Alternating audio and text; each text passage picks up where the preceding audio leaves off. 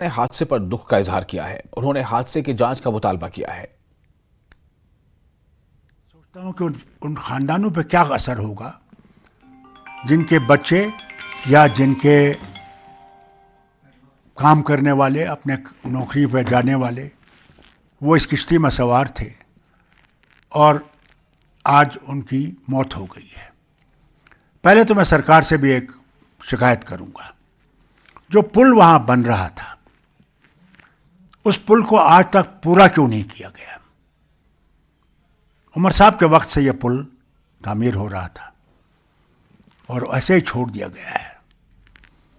आज उनको होश आने चाहिए। कितनी जिंदगियां उन्हें खत्म कर दी हैं और सरकार अब जरूर दौड़ेगी, भागेगी। फायदा क्या है? हम लोग जागते हैं जब ऐसे वाक़ात होते हैं, उससे पहले सो जाते हैं।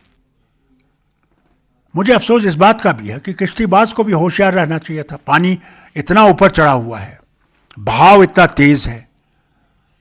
वो कहते हैं रस्सी टूट गई। देखिए रस्सी का भी हाल क्या है।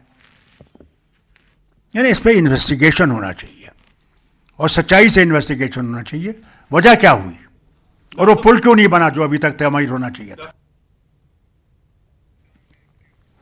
और वहीं पीडीपी सदर महबूबा मुफ्ती ने श्रीनगर सान्हे पर गहरे दुख का इजहार किया है। उन्होंने कश्ती उलटने के वाकये की जांच का मुतालबा किया है। हुआ जिसमें नाव डूब गई और हमारे बच्चे उसमें जान बहक हुए, ये बहुत अफसोस की बात है। और मैं समझती हूँ कि इस वक्त उनके दिलों पे क्या गुजरती होगी, उनके माँ बाप के दिलों पे क्या गुजरती है। मेरे पास कोई अल्फाज नहीं है। आज हमारी बदकिस्मती से ये वाक़ा उस वक्त पेश आया कि जब हम इस वक्त कहीं कैंपेन में चले हुए हैं। मगर मेरी सरकार से ये गुजारिश है कि इसकी बाज़ाब्ता इंक्वायरी होनी चाहिए। आखिर अगर कोई पुल, वहां किसी पुल की जरूरत थी तो 7-8 साल से इस वक्त मरकजी सरकार की सरकार चल रही है 2018 से, तो आज तक वो पुल क्यों नहीं बना? ये तो नए कश्मीर की बातें करती हैं। अगर वो पुल बना होता तो शायद आज हमारे बच्चे, जो इतने बच्चे जान बहक हुए, उनकी जान बच जाती और उनके माँ बाप को आज इतना बड़ा सदमा नहीं पहुंचता।